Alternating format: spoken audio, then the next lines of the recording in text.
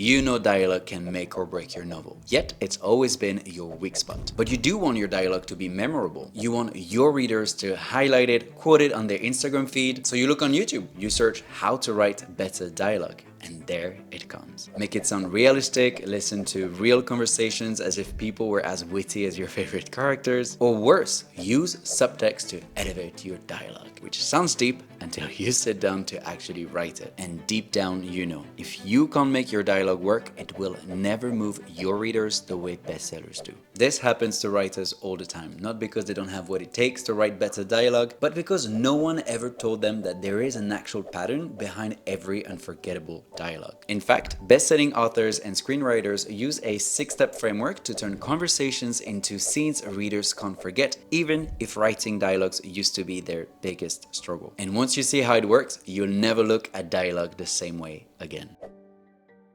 If you're new here, hey, I'm Julian, former storytelling consultant for brands and entrepreneurs turned author coach, and here on YouTube to help you craft unforgettable stories and build your author career on your own terms. On this channel, I share everything that I know, from storytelling to self-publishing to building a sustainable author business. And when it comes to storytelling, I use a method that I developed called the storytelling pillars. In this video, you'll see how applying it to dialogue will level up your scenes like nothing you've ever seen before. Now, you don't need to know all the intricacies of the methods to follow along today, but you might want to check out the full course after this video. It's completely free, and writers who've used it have called it a game changer, so hey, who knows, it might change the game for you too. To make this video all the more practical, we're going to break down a single iconic moment of dialogue from Desperate Housewives, a scene that helped make it one of the most unforgettable TV shows of all time, and one of my personal favorite too. Now, you don't need to have seen the show to follow along. By the end of this video, you'll know exactly how to write freakishly good dialogue and turn your dialogue into micro stages where your character's internal conflict comes alive. And to help you apply everything that we covered today to your own novel, I've put together a free dialogue workbook. It walks you through the 6 steps in this video, plus prompts to help you write dialogue that hits 10 times harder, even if it's never been your strong suit. You can grab your copy using the link in the description down below. Alright, let's dive into the first storytelling pillar of dialogue, because every unforgettable conversation starts the same way, with a disruption. The first storytelling pillar is the inciting incident. Now, just like in your overall story, this is the moment that breaks the status quo. And in dialogue, it isn't always a line. It might be a knock on the door, a sudden visit, something small but loaded, something that pulls a character into a conversation they weren't expecting. That's what makes your reader lean in thinking, wait, where is this going exactly? Because you don't want your dialogue to be just another chat. You want it to mean something. And what makes an inciting incident work, at least when it comes to dialogue, is misalignment. One character walks in with a hidden motive, something that they want or something that they're about to reveal. And the other character has no idea what's coming. Or if they do sense something, they're usually on the wrong track. Mrs. Hooper. Hello, Susan. I made you a pie. Oh, wow. Why? Do I need a motive to do something nice? So what's really happening here? The inciting incident isn't something Susan says. It's the moment Martha arrives. She knocks on the door with a pie in hand. On the surface, it seems polite, friendly, maybe even generous. But like I said earlier, dialogue is always prompted by motivation. Someone wants something. And in this case, Martha Uber knows something Susan thought no one would ever know. Here's the context. Susan is a single mother with a big secret. She accidentally started a fire at the home of her neighbor, Edie Britt, who also happens to be her romantic rival. Both women are vying for the attention of the same man, Mike Delfino. In the chaos of the fire, Susan drops her measuring cup without realizing it, and it's later found by another neighbor, Martha Uber. Now Martha knows exactly who started the fire, and she's here to see what she can get out of it. That's why this moment matters, because the inciting incident doesn't just begin the conversation, it sets the terms. It creates a power imbalance even if the characters don't see it yet. And in this case, we know what Martha is hiding, but Susan doesn't. And that gap between what we know and what the characters knows, that's where the tension lies. And it all starts with that one simple question. Wow. Why? So to define a powerful inciting incident for your dialogue, ask yourself, for the initiator, so the one who starts the conversation, Why are they starting this conversation, and what do they secretly want from it? What bait or cover story are they using to disguise their true motive? For the other character, the one being drawn in, how are they misreading the situation at first, and what does that reveal about their mindset? What's the moment they take the bait? What line or action shows they're stepping into the conversation without seeing the full picture? Next up, the progressive complications. So these are the moments that keep your dialogue from going flat. In a well-structured conversation, the tension doesn't stay still, it builds. But that doesn't mean every moment has to be dramatic. In fact, the best progressive complications are often subtle. A pause, a dodged question, a subject change, a moment of awkward silence. What matters is that it becomes progressively harder for one or both characters to get what they want from the conversation. In this scene, Susan wants Martha to leave and go back to her quiet evening. But Martha wants to blackmail Susan sweetly. And with each new complication, the gap between those wants grows more uncomfortable. Let's look at how the progressive complications unfold moment by moment and how each one makes it harder for Susan to stay in control. The first progressive complication happens when Susan tells Martha that she's already had dinner. I can't wait for you to try this. It's mincemeat. Actually, I just had dinner. That's okay. You can save it for later. Today, mincemeat is mostly made up of fruit, spices, and rum.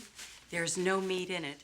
And still people say, I'll make mincemeat out of you. Here, Martha ignores it completely and keeps talking about the pie. This tells us that Susan's attempt to control the interaction has failed. The tension isn't rising because of what's said, but because it's being dismissed. The second progressive complication happens when Martha brings up Mike.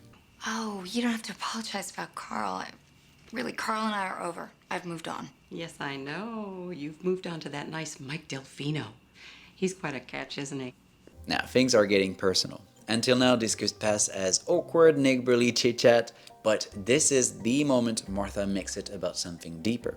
Susan's feelings. You like him, don't you? Sure. As a friend. Oh, Susan. Being coy is a strategy best employed by virgins at their first dance. For women of our age, it's just annoying. Are you sure you don't want pie? The pie is no longer a gift, it's a probe, and for the first time Susan's intentions are being questioned, and the tension now has subtext. The third progressive complication happens when Martha accused Susan of setting the fire. I hope it works out with you and Mike. You've been so desperate to land him. Why? Well, I am not desperate. Oh, good Lord, Susan. You burned your rival's house down. If that isn't desperate, I don't know what is. Now the tone shifts completely. Martha is no longer hinting, she's confronting. But what makes it even more unnerving is how she does it. Still sweet, still polite, she uses kindness as a weapon. And now Susan's secrets isn't just under threat, it's being held over her. Each of these moves makes the conversation harder to escape, and that's what progressive complications do. They create friction, they reveal character through resistance, and they pull the dialogue deeper into tension, whether that tension is playful, painful, or quietly brewing underneath the surface. So to build progressive complication in your dialogue, ask yourself, for the initiator, what's their first subtle move to steer the conversation towards what they want? How does each new move escalate the tension, deepen the discomfort, or expose more of their true intention? For the other character, how do they respond? Do they deflect, push back, or stay quiet? How is their sense of control, safety, or understanding slowly slipping away? And for all characters, how does each new move build on the last, making it harder for one or both characters to keep their cool, their cover, or their control? Next comes the turning point. This is the moment that shifts everything. It's when the conversation finally crosses a line, subtly or not, and suddenly there is no going back. In this conversation, it happens without a single word.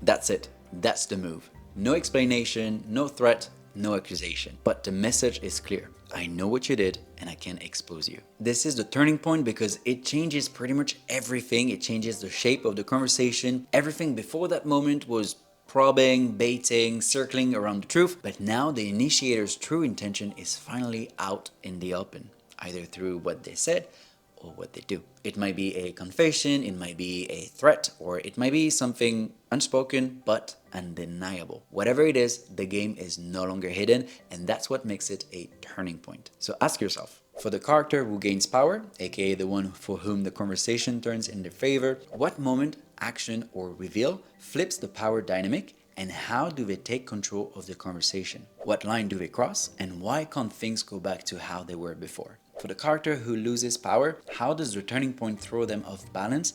What do they suddenly realize or lose control of? What makes this moment undeniable, even if no one says what's really happening? Then comes the moment of crisis and contemplation. This is the moment where your character has to make a decision they didn't want to make. The turning point forced their hand, and now they must choose how to respond. Both options cost something, neither is ideal, and that's what makes it a true moment of crisis and contemplation. Sometimes it's loud, sometimes it's quiet, but underneath it all, the character is asking, what am I willing to lose to survive this? In this conversation, it happens the second Susan sees the measuring cup. What's that? I think you recognize it. I found it in the ruins of Edie's home. Susan plays dumb, hoping it will buy her a few extra seconds to think, and then comes the pose. We're watching her weigh her options, silently but intensely. In a novel, this could translate into an inner monologue, that quiet internal tug-of-war where fear, logic, and desire battle it out before she acts. Option 1, she confesses, admits the cups is hers, that might preserve her integrity, but risks legal trouble, social fallout, or complete humiliation. Option 2, she denies it, pretends she knows nothing, that keeps her safe for now, but it gives Martha all the power.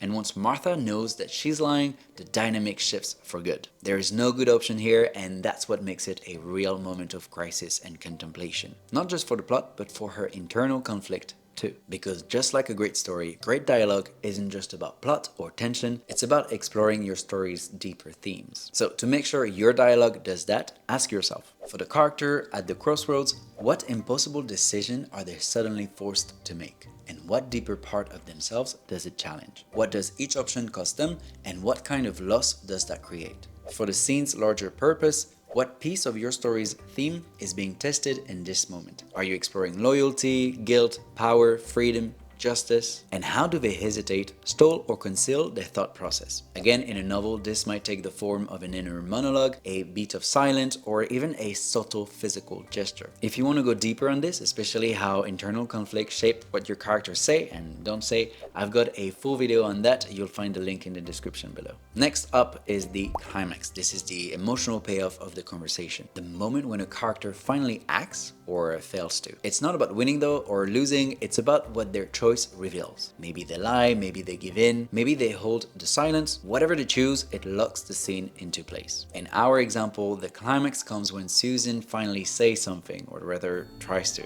Well, that's not... Shh. My point is this. I wasn't there for you when Carl left, but I'm here for you now. As far as I'm concerned, this is our secret, and no one ever need know. Oh, Susan. Susan's line trails off. She never actually says it's not mine, but that's her choice to deny it. And Martha doesn't care. She acts like an agreement has just been made. In dialogue, climax don't need to be loud. Sometimes they're just the moment a character gives in or fails to stop what's already in motion. So ask yourself, for the character taking action, what do they finally say or do? And how is that choice shaped by fear, pride, guilt, or desire? What does this action reveal about their internal struggle, especially the part they're trying to hide? And for all characters, how does this moment shift, seal, or expose the power dynamic, whether or not it's acknowledged aloud? And what shift, emotional, relational, or strategic, does this choice reveal between them? Finally, we reach the resolution. This is where we feel the consequences of that climax quietly settling into place. It's not about escalation anymore, it's about what has changed. One character may have won the exchange, but both walk away changed. Something was revealed, something was surrendered, and now they have to live with it. But in the strongest dialogue, the resolution mirrors how things begin, mirrors the inciting incident. Let me show you. In this example from Desperate Housewives, the scene opens with Susan in control, relaxed in her own home, slightly confused by Martha's unexpected visits and her unwanted pie. But by the end, Susan is silent. She understands exactly why Martha came, and without a word, she gives into the request she initially resisted. She eats the pie. It's not just acceptance, it's submission. a full reversal of power wrapped into the same gesture that opened the scene. So ask yourself, for the character who took action in the climax, what emotional, relational, or practical consequences did their choice trigger? How are they trying to process or justify what just happened? For the other character, what did they gain or lose in the aftermath of the conversation? What new truth sits between them now, even if no one says it out loud? And finally, for the scene as a whole, how does the resolution echo or invert the inciting incident? What emotional shift, power reversal, or symbolic callback gives the dialogue its closing weight? So now that you know how to structure the conversations inside your story, the next step is learning how to structure the scenes around them. That's what we'll cover in the next video. You can watch it by clicking right here. And if it's not ready yet, I'll put the free storytelling course instead, which breaks down every part of the method so that you can use it across your entire novel. And before you leave, don't forget to grab your dialogue workbook in the description. It's completely free and it will help you apply all 6 pillars to your own dialogue. I'm Julian Mailet. Thanks for watching and I'll see you in the next one.